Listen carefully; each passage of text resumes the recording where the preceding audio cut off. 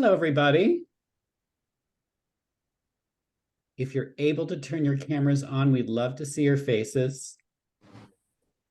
Welcome, everybody, to Past and Present with Allison Gilbert and guests. My name is Andrew Engel, and I'm Senior Programmer at Reimagine. Our mission at Reimagine is to help people of all backgrounds face adversity, loss, and mortality, and channel the hard parts of life into meaningful action and growth. For Grief is the sponsor for Past and Present. For Grief offers a better way for people to navigate loss by offering unprecedented and direct access to the country's most preeminent grief experts and authors. And we have 3 of them here today. You can learn more about For Grief at forgrief.com. I have a few Zoom tips for you. You probably know them, but just in case, you can view a live transcription of what's being said by clicking on the CC button at the bottom, and you can save the chat by clicking on the 3 dots within the chat box. Feel free to send me a note in the chat privately. If you have any technical issues, I might be able to help you. As some of you may know, today's Past and Present discussion is the second part in a 3-part series focused on self-care before and after loss. If you missed the first session, which was fantastic, check that out as a recording and other recordings of Past and Present by taking a look at Reimagine or For Grief's YouTube channel, and we can paste some links for that in the chat for you. And please register for the next Past and Present on October 26th. This is the 3rd session. Allison's guests will include Hope Edelman, Charlene Lamb, and Dr. Jason Troyer, and they will be sharing ways in which we can take comfort in honoring our loved ones during the holiday season, which is fast approaching. Okay, and now a few words about Allison. Allison Gilbert is the author of numerous books, including her newest publication, Listen World, a biography of Hearst newspaper columnist Elsie Robinson.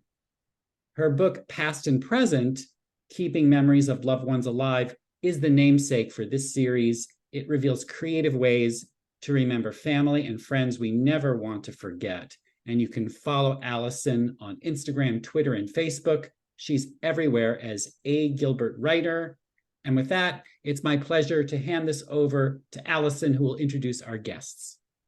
Thank you so much, Andy. It is always a pleasure to be here. In fact, when I think about my month and I think about this series, this Thursday on this day is what I have really been looking forward to. And I hope you guys have as well. It feels to me that there is a need right off the top before we dig in to just take advantage of this next hour together. We will be done at the strike of 2 p.m. Eastern. I am very on time. I respect your time. But just to get us in that frame of mind where we can really talk and be open and vulnerable and learn from each other, I did want to acknowledge the news headlines out of the state of Maine today.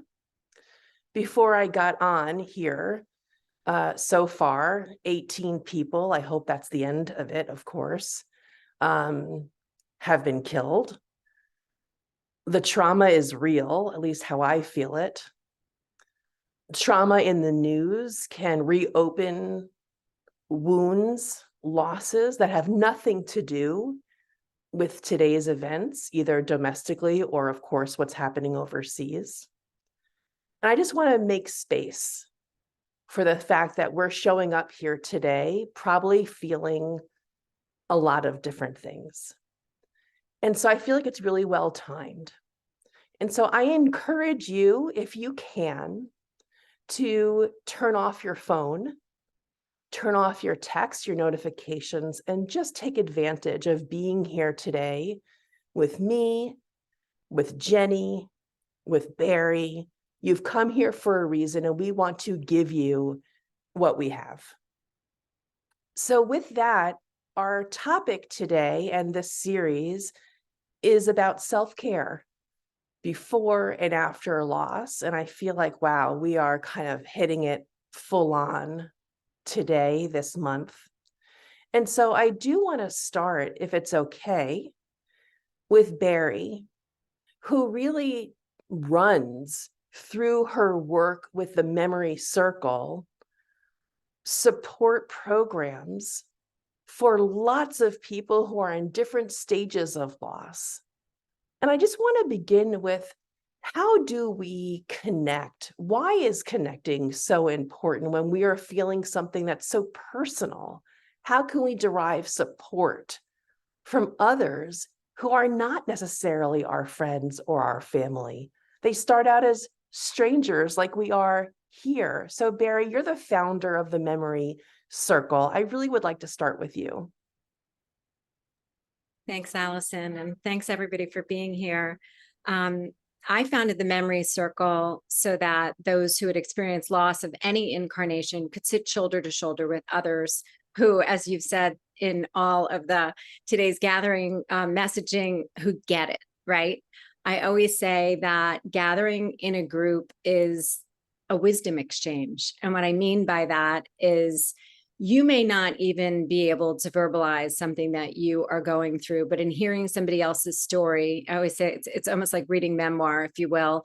You hear something that resonates with you, and vice versa. And in this space that I hold and allow people to share their story, and allowing to share tools, and allowing to share writing, all these techniques that we bring to Circle, we learn from one another. And as I always say, we become illuminators, beacons. Like, people who get it are the people who may have their loss a little further down the line than you. And so you can learn from them. Perhaps you are in fresh grief and somebody else is as well, and their story resonates with you. It's just the impact of group is that we see, hear, and understand what you're going through. We've shown up in a way that is so compassionate, so empathic. And so I always say, look for the illuminators. And that can happen when you find a group that feels comfortable to you. Barri, I'm going to ask you one more question before I bring in Jenny and Lisk, who I also adore equally to you. So just because I'm starting with Barri, that it's not because I choose Barri over Jenny. I have to start somewhere. So Jenny, hang tight. Barri, you come to this work after losing your mom quite suddenly.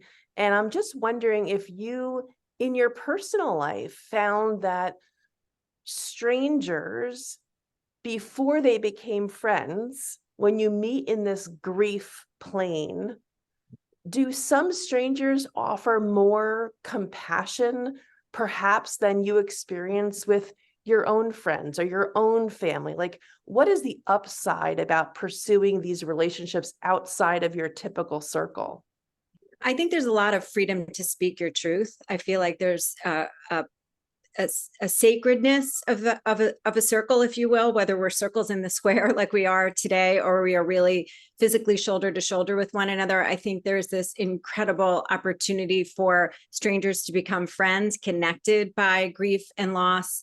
I know I did, as you said, Allison, I lost my mom, Ellen. And when I meet another motherless daughter, even though we have never known each other before, it seems like we speak the same language. It's a shorthand that we share. And I find that connectivity, that vulnerability, that rawness somehow creates this incredible bond, and again, creates friendships of strangers. It's interesting that you talk about it, because what you're inviting people to do is connect eye to eye. If those of you who are off camera right now feel like you're in a safe place to do so, I invite you to turn on your camera so we can connect more fully together. But that's not to say that you need necessarily that face-to-face to feel that you are embraced by experience. I know when I listen to Jenny Lisk's podcast, the Widowed Parent podcast, I'm not seeing, I'm listening, and yet I still feel deep connection with the stories that I'm hearing because I could take bits and pieces and apply them to my own life. And so, Jenny, I want to bring you in as the host of the Widow Parent podcast. First, we're going to talk about your brand new book in a moment. But when you have the experience of interviewing guests on your podcast, the experience of the listener must be on your mind. Oh, for sure. Yeah, absolutely. And thank you for bringing this up because, one of the things when I started this, so, my husband died and it was almost 8 years ago and I became a widowed parent and I was lost, right? And I realized that one of the things I could do through the podcast was, you mentioned keeping the experience of my listener in mind. I actually imagine myself standing in their place behind the microphone, right? I am there as a representative of all those widowed parents out there who have babies and teenagers up through college age, and thinking if they could all be behind the mic somehow magically with me at the, all these people at this moment interviewing this person, who, whether it's a widowed parent, whether it's someone who's an adult but they lost a parent young, or whether it's experts of various types, uh, what would all those widowed parents want to ask? What would be the most useful to them, either in practical terms or in thought-provoking terms or whatever it is, depending on the topic and the guest? But how can I best do them justice by conducting a deep discussion with this person in front of me? And that's always at the front of my mind. And the thing about podcasts is it's a very personal experience, even though you might think it's not personal, it's disconnected, there's no face, it's right, but you have earbuds in your ear and you're driving, we're not driving with earbuds, but you're doing your dishes or you're walking your dog or it's coming out of your Bluetooth in your car, and that host and that guest voice are right there, very personal and up close to you. And I think there's a lot of power in podcasts to build that connection across the time and space. I would love to ask you, Jenny, to kind of go a little bit deeper and perhaps pivot in a different direction, which is there's opportunity to reflect when you're listening. And you do this so well when a reader can take it in on the page too. I mentioned you have a brand new book that just came out called, I'm not going to get it wrong, Widowed Parents Unite. And you feature reflections of other widowed parents, which I find to be very heartwarming. And it reminds me of my book, Always Too Soon, Voices of Support for Those Who Have Lost Both Parents, right? The reflections really make you feel like you're in a literary support group of sorts. But I want to stay true to the mission of this conversation, which is, is it possible to draw from a podcast or draw from a book and create real relationships that promote self-care? In your experience, how can we make that transition from listening or reading into a real relationship that can lift us up? It's an interesting question. And as an author, right, you're always thinking about what is the purpose of this book? How am I trying to reach the reader with what kind of message, right? And I really wanted this particular book to start with the message, you're not alone, right? A lot of widowed parents, if they don't happen to know somebody in their personal circles, in their kids' school or whatever, they think they must be the only one out there. And so I wanted, through meeting 48 different people in these pages who have different stories of different ages of kids and different types of losses and different ways that they handled things, I wanted, first of all, for people to just feel less alone by meeting these people in a bite-sized format, right? I also wanted to not make somebody read a whole book if they might have so-called grief brain or widow brain. And then I wanted, what I do at the end of the book is to say, maybe consider moving from feeling less alone now to actually being less alone. What are some steps you could take, right? So like I went to Camp Widow, and that's an amazing way to connect with people in real life. Camp Widow, if you don't know, it runs a few times a year in different places, and it's all these widowed people, and it's amazing. And a bunch of other suggestions, but the point being that there are things to do, including, support through groups like Barry's, and also including, I myself have taken a slightly different tack of more like finding people informally and making our own group that's not a group, right?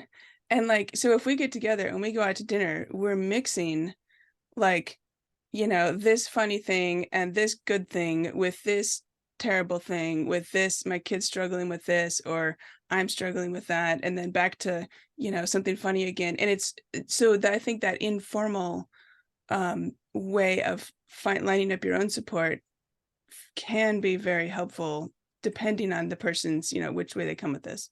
I want to pause right there because that might make some people cringe, right? Huh. Or make some people freak out because that Okay. requires lots of agency.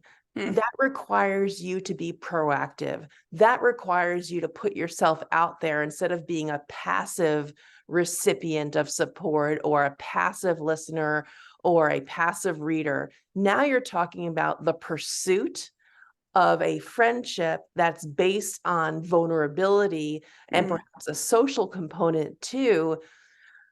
Boy, is that asking a lot for someone who is grieving? Barry, what do you think? Do you feel like how do you do that where you could feel safe and supported, but also follow Jenny's advice to do just what she's describing? I love that, Jenny. I think there's always someone in town that is like that person. And so I would say a great place to reach out to find a place to gather might be your local library, a local place where people gather, whether it's religion related, social groups, the local school, find out where those other people, parents, children, where they're experiencing that. And maybe it's just making that one phone call and they can be the conduit if you are not that girl, that person. Yeah, and maybe you only need one or two widow buddies, right? And the other thing I would say actually here is, Allison, you might be right. It might be absolutely too overwhelming. It depends, right? And so like in my case, my friend was suggesting, oh, why don't you go to the support group at the cancer center? She kept inviting me every month. And I was like, I don't think so, not this month. Every single month. No, it didn't feel like it was for me for whatever reason. And so, but that's to say, if something like that feels like it's for you, great. If it doesn't feel like it's for you, that doesn't mean there's no other options. And you can also change your mind. It may not feel good today, but it might feel good tomorrow. Yeah, absolutely. I do want to say at 1:20 p.m. that I will be inviting everyone to contribute your questions at about the 1:30 Eastern time is when I'm going to open the floor. So what I would suggest is start thinking about how you want to take advantage of Jenny Lisk being here. How do you want to take advantage of Barri Leiner Grant being here, the founder of this wonderful organization, the Memory Circle? This is your time. You came here for a reason. And so I will ask Christina, if you can wave your hand, there she is, that she will start going through the chat. Put your questions in the chat. And then what Christina will do as we are talking, she'll go through the chat. She'll determine which questions are for Barry, which ones are for Jenny, which ones may be for me. And then she will then be able to choose and extract which ones that we'll go to. But the chat is where you're going to be communicating your questions. However, even though I am punctual, I'm a former TV producer, I am punctual and on time. We will be out of here, I promise, at 2:00 Eastern. I will say this, it doesn't mean the conversation has to end. Number one, For Grief has a community Facebook page. As soon as you're off here at 2:00 Eastern, or even right now, go join the Facebook community page of For Grief. You can continue the conversation there. In addition, let me tell you how you can find Jenny and Barri. Jenny is on Facebook at Lisk Jenny. On Twitter, or X as we shall say, is Lisk Jenny. And on Instagram also as Lisk Jenny. So there she is. Barri, you're on Facebook at the Memory Circle, but that's a private group. You have to join, right? Right. Okay. That's a private group. So you have to join.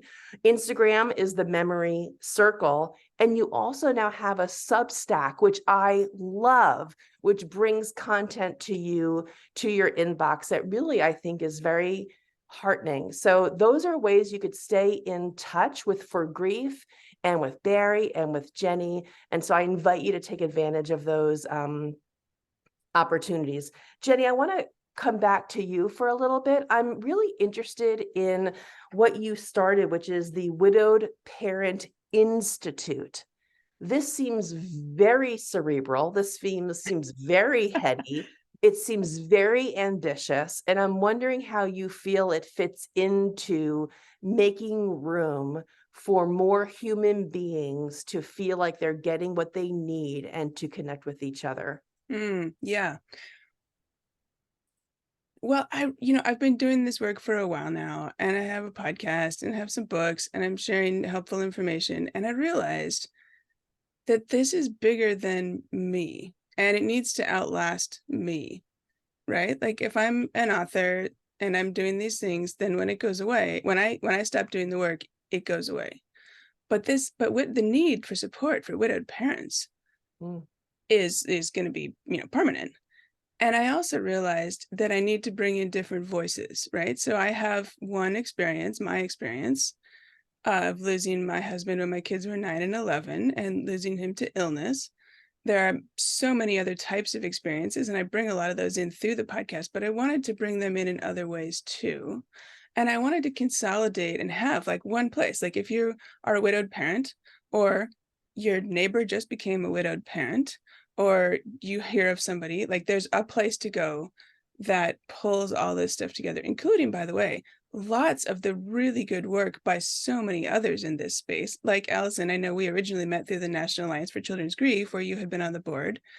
There are so many grief centers across the country doing, and other places too, doing great work, right? And so to be sort of a clearinghouse, right? Like come here and find what you need, whether it's from me or from someone else.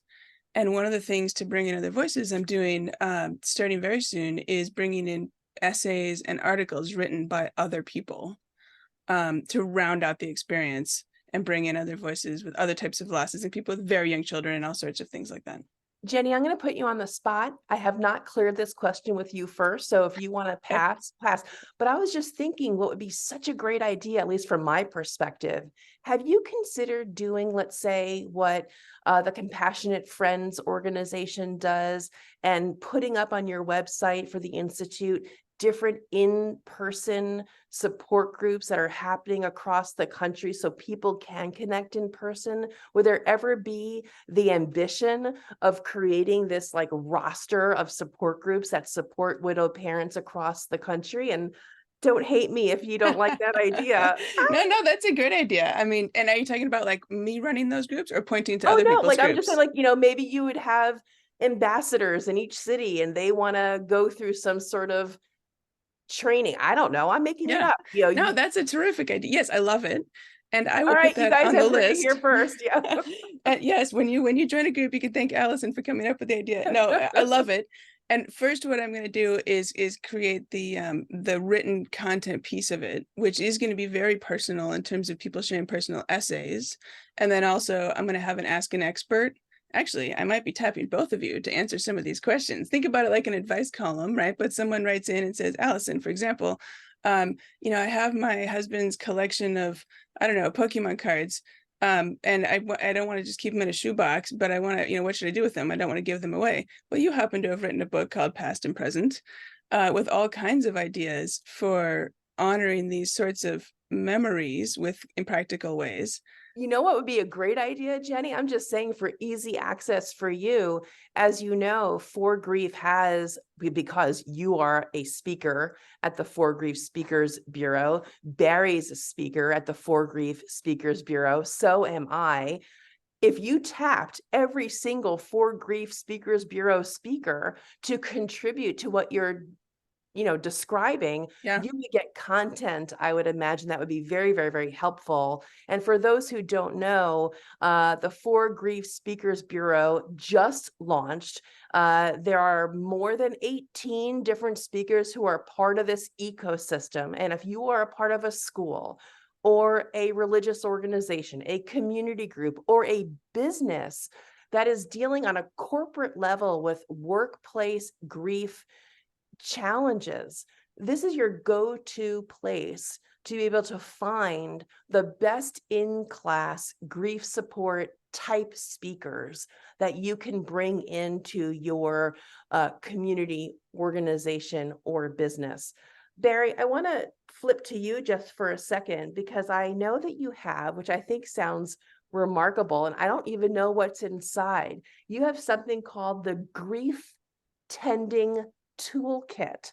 And that sounds like something that I would love for the holidays. And so as we're entering into the holiday season, is this somehow protective and helpful to those of us who are feeling a little bit more tender as we go into the holiday season? Absolutely. It's actually a free offering on my website. If you sign up for what Allison was sharing, my newsletter, which is through Substack, you will get this little grief tending kit, and it will have a guided meditation. It will have some writing prompts.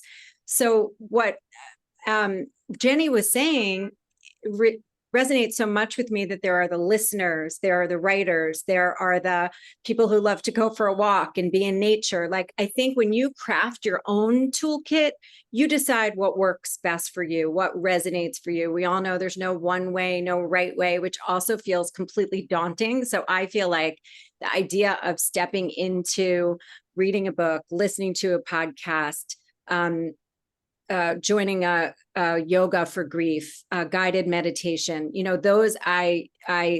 those tools are all ideas. And how do they land on you? How do you feel when you practice them?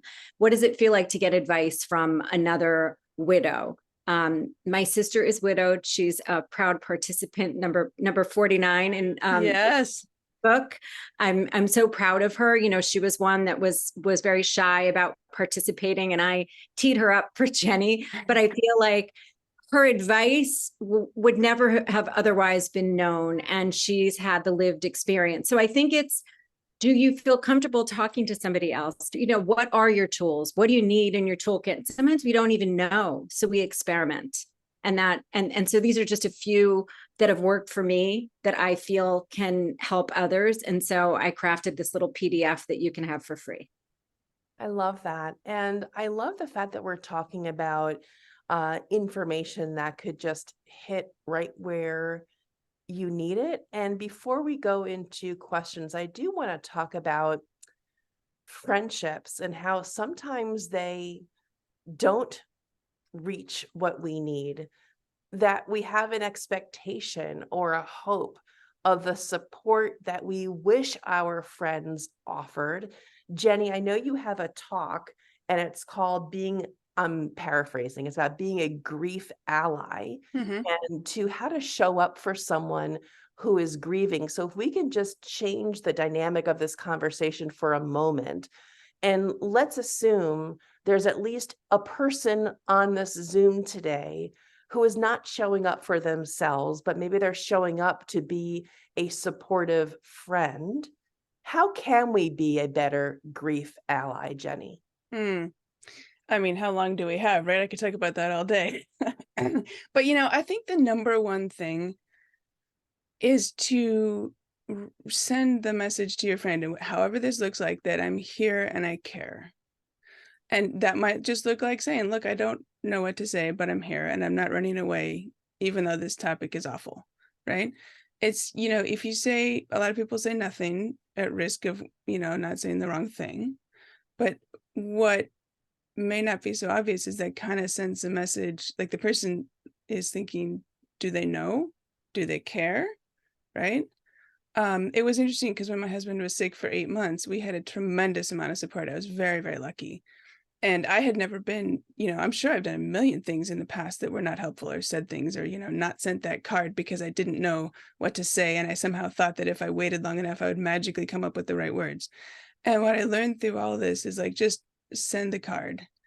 And even if you say, I remember this about your husband or your child or whatever, or he was always so kind, or she was my favorite soccer coach, or whatever, right? It's just saying something and not trying to. I think what stops a lot of grief allies is feeling like, if I could only say the right thing, I can magically fix this problem. And when you realize that you can't actually fix the problem, the person's dead. You can't say something that will bring them back.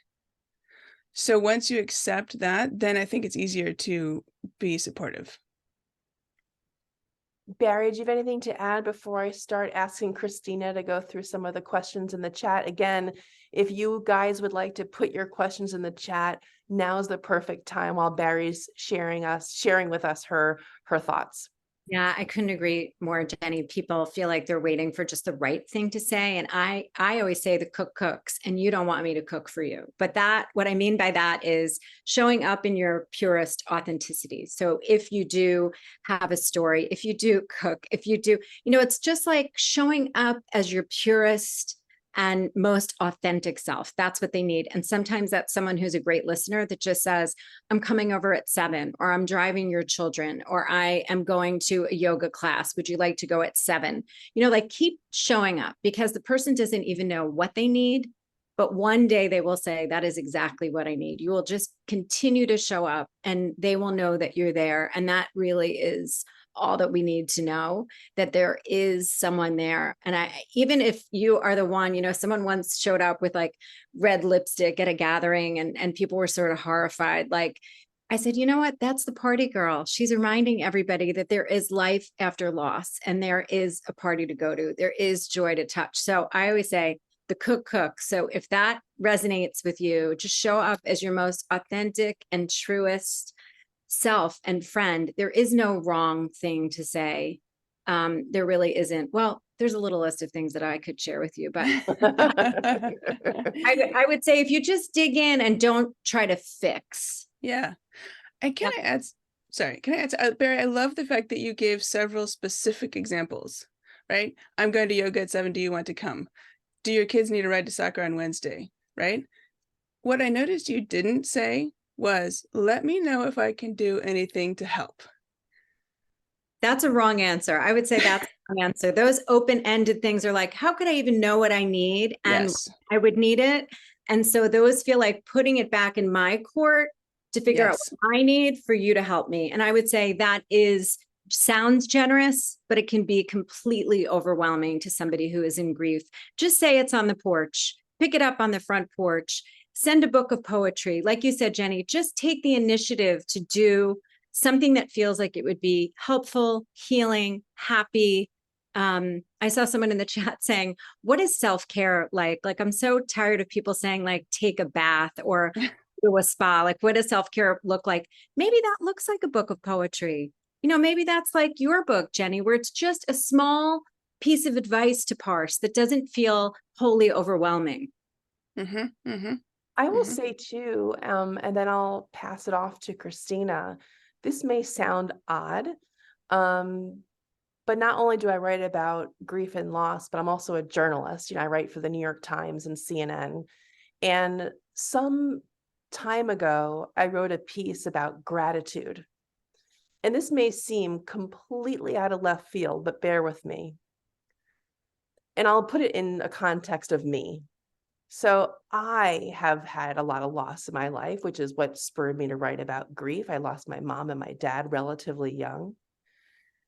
And when I have opportunity to help and show up for others in my life who are going through loss, somehow, of course, it doesn't bring my parents back, but it makes me feel grateful that there is this experience that I have had that I did not want, that can now be of service to friends of mine who I love and who need me.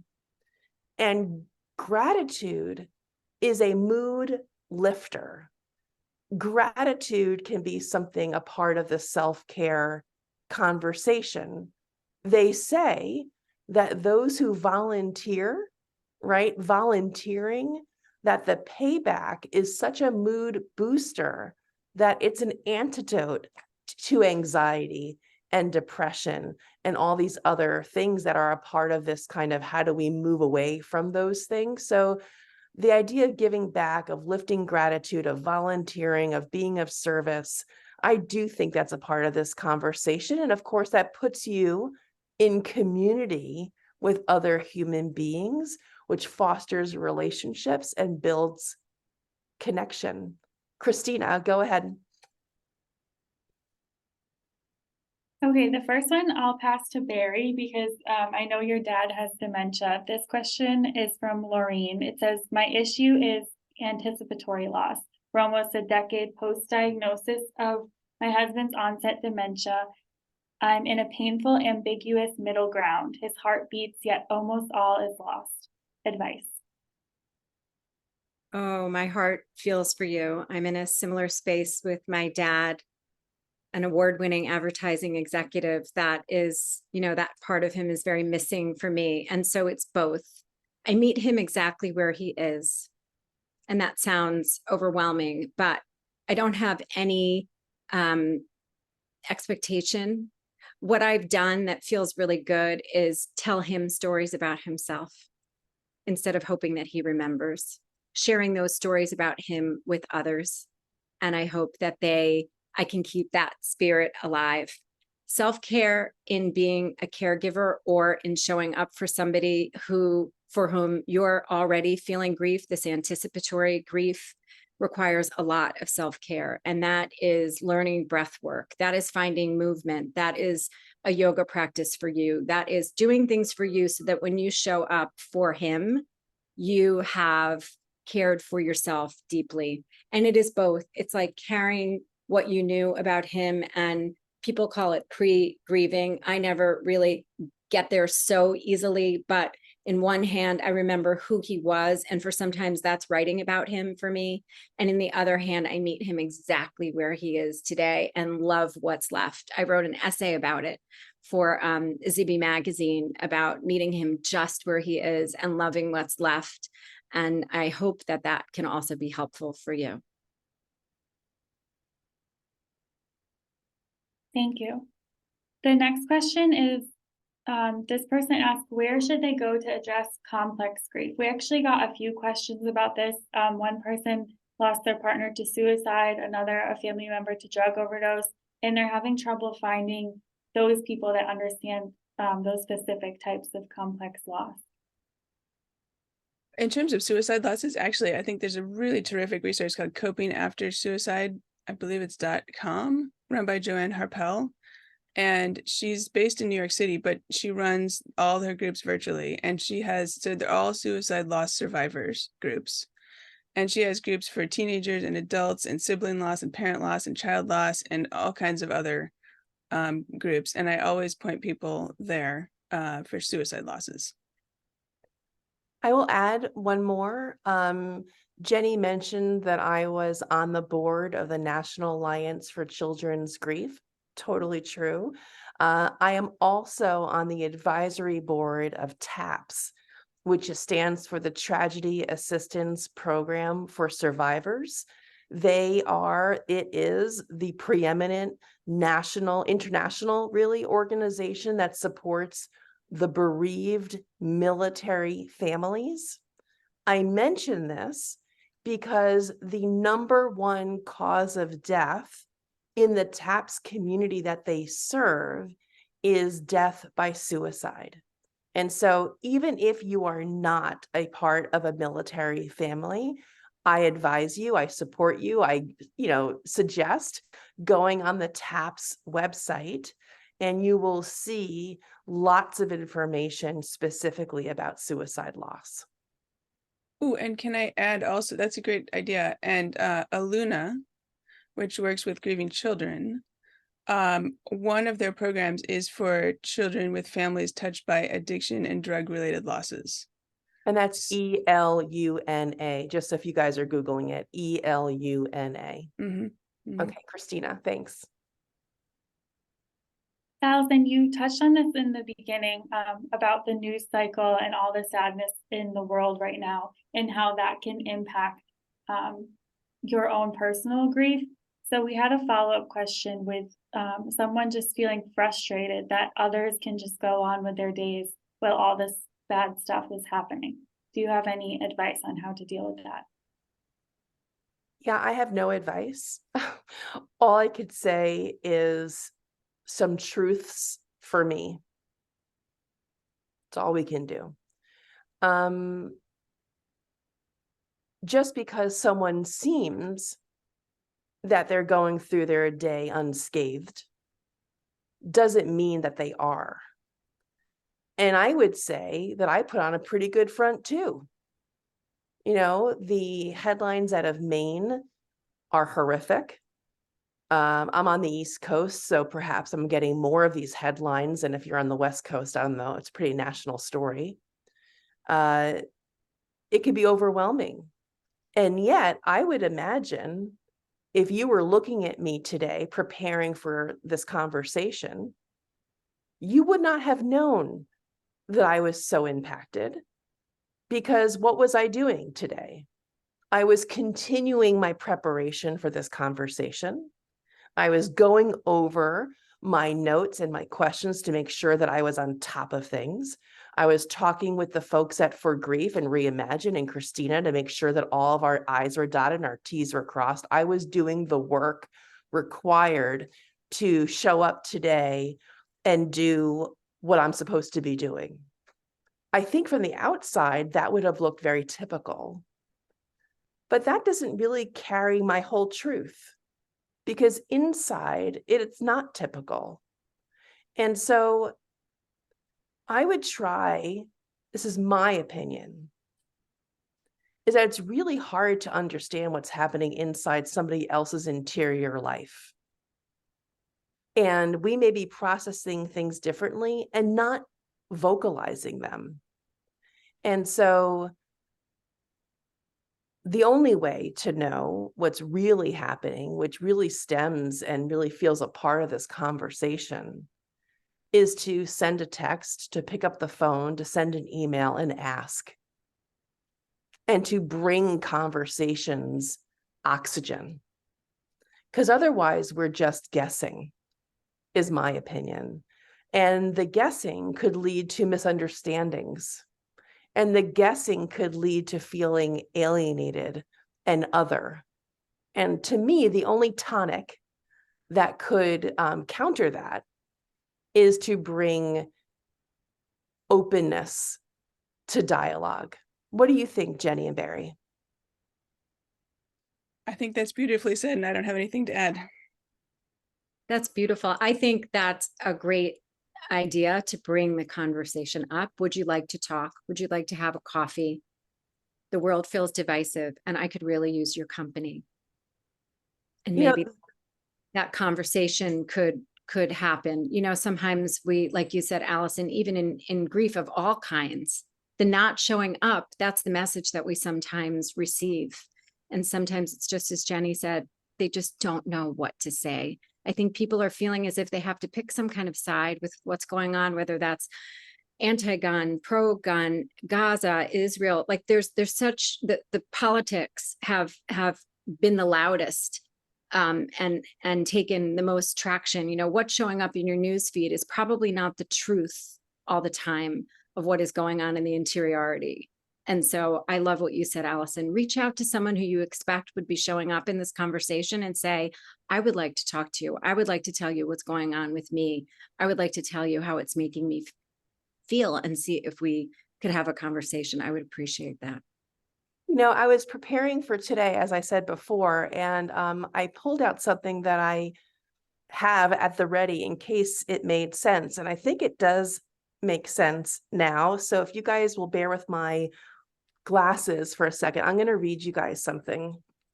So there's a book of poetry that was written by my lady, Elsie Robinson, in 1934.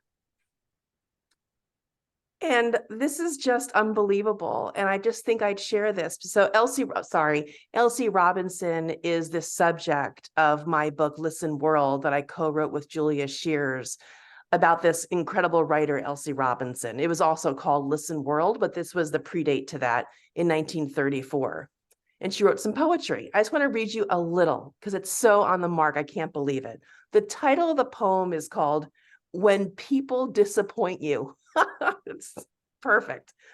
Strange how people always disappoint you. When you first meet them, they're wonderful. Here at last is exactly the understanding friend you've always needed. Now you won't be lonely anymore. Now there will always be one person who will not fail you. And then I'll go down a little bit later.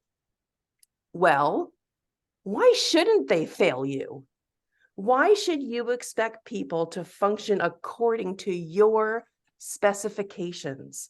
Why should you feel amazed and aggrieved when instead of doing as you wish, they insist upon being themselves?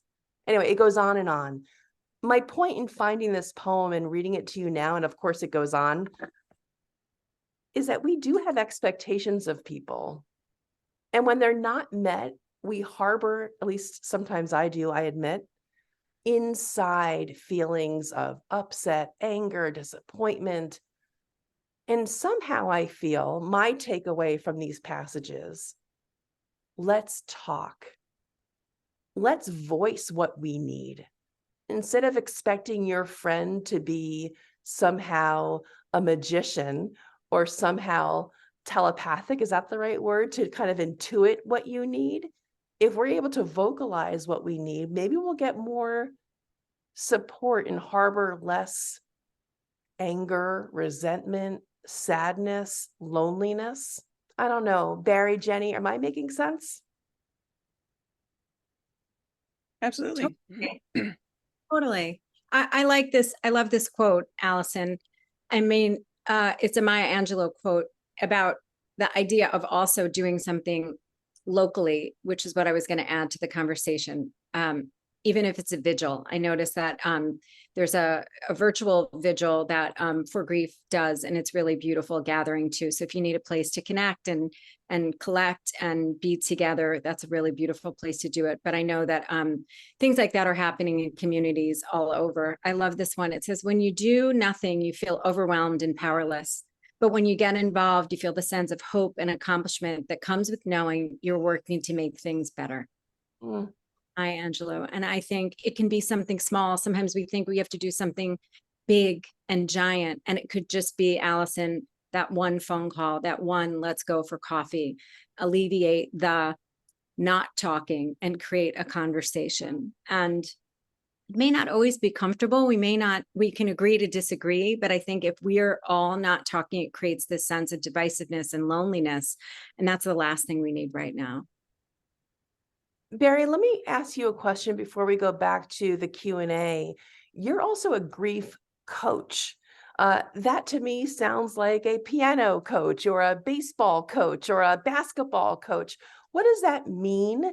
What do you do?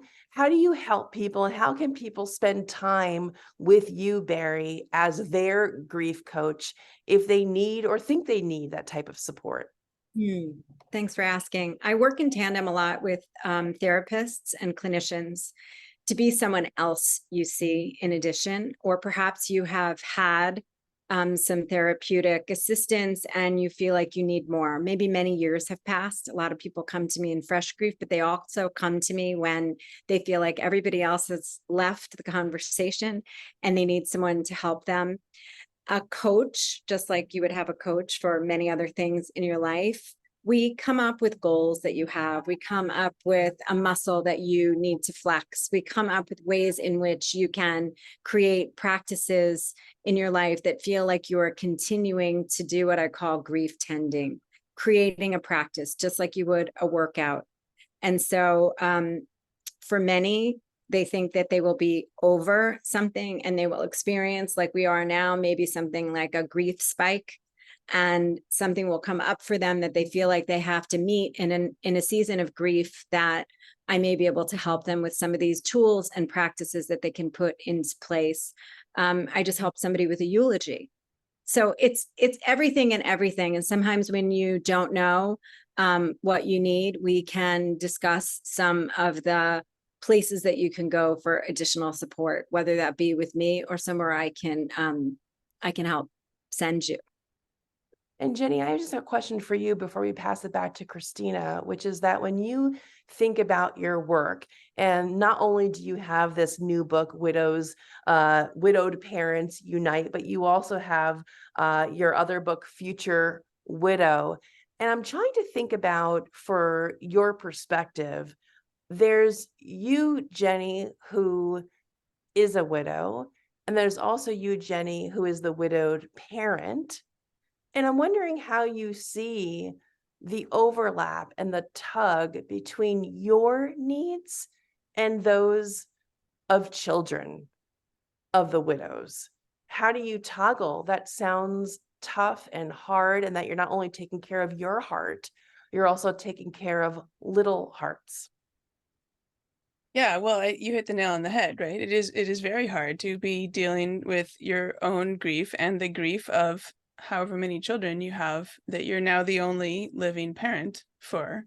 And that's really why I dived into this originally, right? Feeling lost, like how do I do this? And I actually found I found that there would be resources for myself. Like I found Camp Widow, I found a therapist, I found a bunch of books, I found some groups, like stuff, right?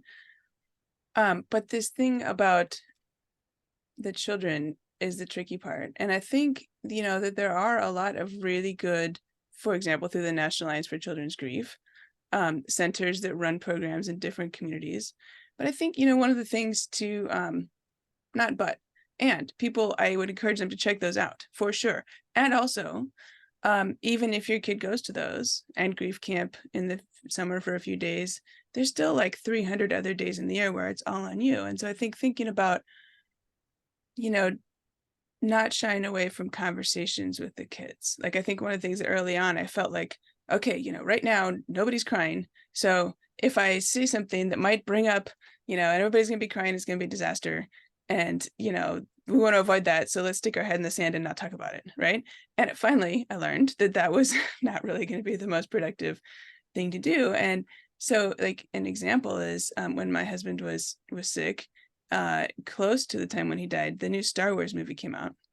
It's probably episode, I don't know what episode it was at that point, 6 or 7. The new ones, that came out a few years ago. And Dennis was a huge Star Wars fan, but he was 100% bedridden. He wasn't going to the movie, but all the kids, all their friends were talking about the new Star Wars movie. So I arranged a caregiver and I took the kids to the movie, and I never ever said, like, isn't this weird? Like, Dad was a huge Star Wars fan, and it's weird that he's at home lying in this bed and doesn't even know we're going to the movie and we're going without him. Didn't say a word, right? Well, then when the next one came out 2 years later and he had died by then, I had learned some things and I decided that I should tackle it head on. And I said to my son, I have tickets, we're going at 7:00 on whatever day. And I decided, you know what, I'm going to take a chance here and open the conversation. And I said, who was a big Star Wars fan? And he said, Dad. And I'm like, okay, the door's open and nobody's crying, right? And I said, wasn't it weird 2 years, 3 years ago when we went to episode whatever and Dad was still alive? And I used that to open the conversation. And so I guess one of my points is it's never too late. Like, I should have said something originally the first time, but I didn't. But it's never too late to go back and have those discussions later as well. I love that. That is so beautiful. I love the concept of that it's never too late. I love the fact that you don't have to let a potential mistake or a missed opportunity just be. You don't have to walk away from that. You can embrace it. That's beautiful, Jenny. For more of Jenny's wisdom, follow her everywhere at Lisk Jenny. How's that for a segue? Barri, the Memory Circle on Instagram, of course, the Memory Circle on Substack. There's a private Facebook group too for the Memory Circle. So please do stay in touch with both Barri and Jenny. For Grief, as I mentioned, has a community page on Facebook too. Lots of conversation happening there. But Christina, we're not done. We have 5 more minutes for a quick lightning round. Let's get to as many as we can. Let's go. There's a side conversation in the chat about death cafes. Is that what it was called? Have any of you tried a death cafe? And if you have, could you talk about it? I love death cafes. Yeah. You can look for one by just Googling in your area. If there is one, that's a great way in to see if there's one, if there's a gathering in your area. It really is more talking about your own mortality. It brings up end of life, but it also brings in a lot of other questions. And it's usually around a dinner or a coffee gathering. So it is a place where you can go safely into conversation. I mean, with that kind of a title, you sort of know what you're getting. And they are not morbid. They are fun and funny and interesting, and a place where you can bring up all of the questions that you may feel awkward saying, like at the, school, morning at school, when you're dropping off kids, or in the office. But this is a place where you can bet that they understand. These are the people that get it. I assure you. I've been a guest at those as well, which is also interesting, where you can even gather one yourself and ask somebody to be the leader for you. Thank you so much. And by the way, I just want to say just one quick thing. Jen, I saw your comment about me not repeating things verbally, but sometimes on these events, we do have people who don't have good vision and who rely on audio and voice. And so I say things a lot out loud, so we respect and feel in community with everyone who have different abilities. So thank you for that comment, but that's why I do that. Christina, go ahead. Okay, the next question is, how do you respond to intrusive comments about grief? Like people saying you should be over it by now, or asking when you'll start dating again, etc. I guess it entirely depends on who the person is, why you think they're asking, what your relationship is with them, whether it's a conversation you actually want to have or don't actually want to have. I mean, I think you can always defer and say, well, that's interesting. And then keep your mouth shut and kind of put them on the spot a little bit.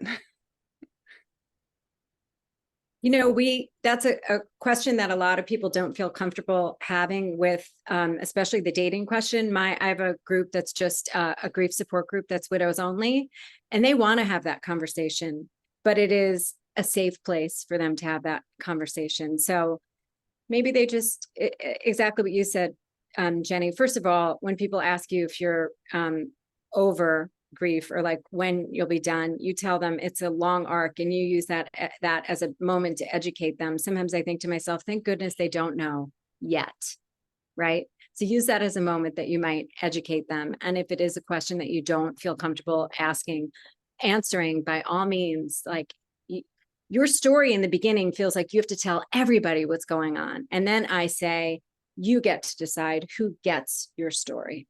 And so that is yours, and create that boundary for yourself. I think in the beginning, we don't really have that.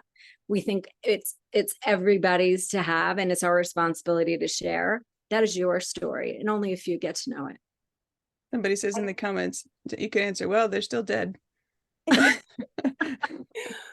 I can't think of a better way to end than on a little bit of humor. So I appreciate that so much. So I wanted to thank Andy and Reimagine. I wanted to thank For Grief, because without For Grief, this series would not be. So thank you for your leadership and your vision.